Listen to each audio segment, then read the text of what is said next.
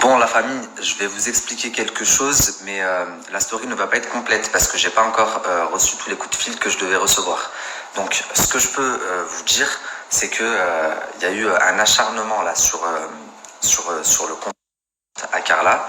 Carla n'est pas complètement innocente parce qu'elle a eu recours à de la voyance ou à des pratiques bizarres. Par contre, elle n'est pas responsable de tout ce dont on l'accuse. Ça, c'est un coup monté. Et un coup monté de qui?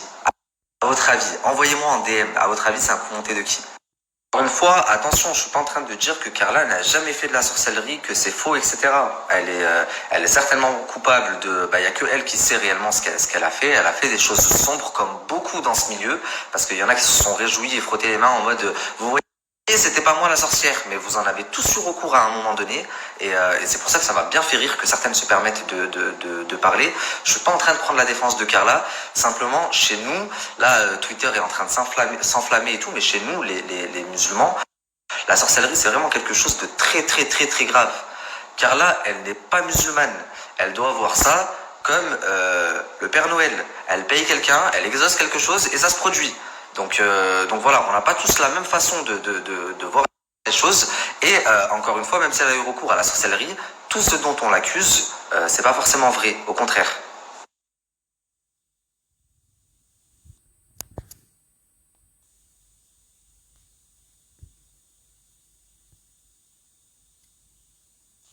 Salam alaikum la team, j'espère que tout le monde va bien.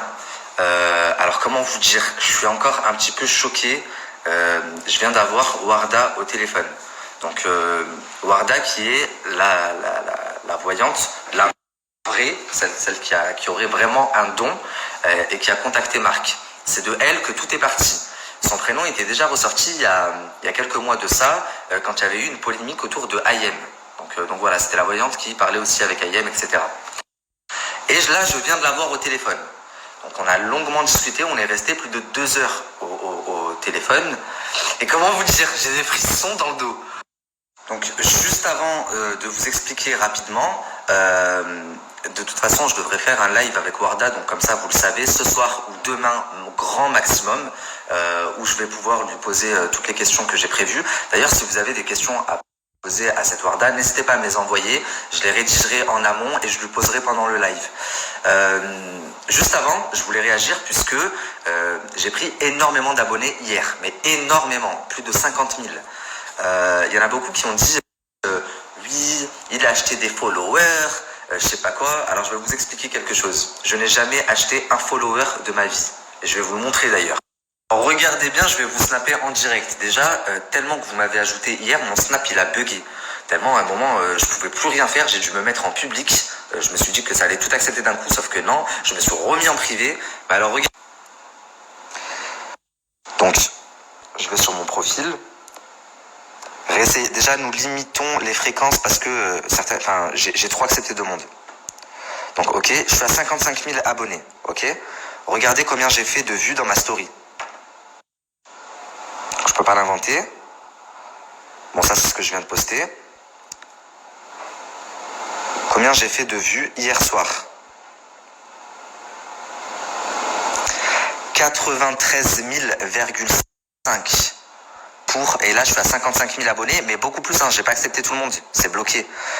Donc 93 000,5, vous voyez bien que ce n'est pas du fake, ce n'est pas des faux abonnés, puisque si j'ai fait 93 000 vues hier alors que j'ai été en public même pas 1 heure, c'est tout à fait légitime que j'ai 55 000 abonnés, d'autant plus que vous pouvez aller dans les 55 000 abonnés, si vous trouvez des abonnés chinois ou thaïlandais ou je sais pas quoi, je me les coupe en direct. D'accord? Il n'y a que des abonnés français. C'est simplement que c'est mon 3e compte. J'ai 2 comptes qui ont sauté et qui avaient plus de 200K.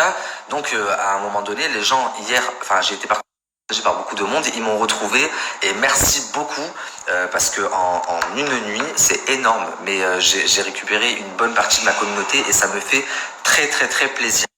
Regardez encore une fois, je vous mens pas. Depuis hier, c'est bloqué à plus 999. Quand j'essaye d'accepter mes demandes, ça me met « Nous limitons la fréquence de certaines actions que vous pouvez effectuer sur Instagram afin de protéger notre communauté. Si vous pensez que nous avons commis une erreur, faites-le nous savoir. Je mets nous contacter. Et là, à chaque fois, je dois attendre à peu près un quart d'heure avant que ça se débloque. Donc d'ici un quart d'heure, ça va se débloquer. Je pourrais recommencer à accepter les gens là qui sont en attente, mais je vais en accepter 2000, 3000 et après ça va rebloquer encore. Bref, je sais même pas pourquoi je me justifie, mais au final, si je me justifie pas, pour les gens, ça va, enfin, ils vont rester sur le fait que j'achète des abonnés. Je n'ai jamais acheté un seul abonné de ma vie. Et d'ailleurs, je vais vous dire autre chose, même le compte de ma femme, parce que je l'ai partagé hier, je vous ai dit s'il saute, abonnez-vous sur le compte de ma femme, elle est pareille, bloquée à 999. On a la flemme d'accepter, enfin bref.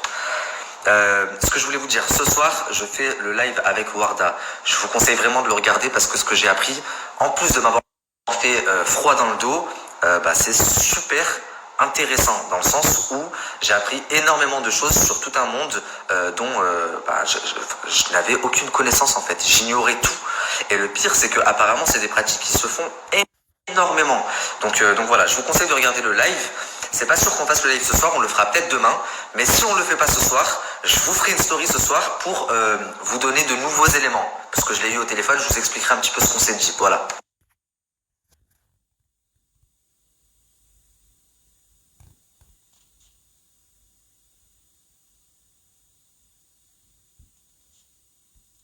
De toute façon, je devrais faire un live avec Warda, donc comme ça, vous le savez, ce soir ou demain, mon grand maximum, où je vais pouvoir lui poser toutes les questions que j'ai prévues.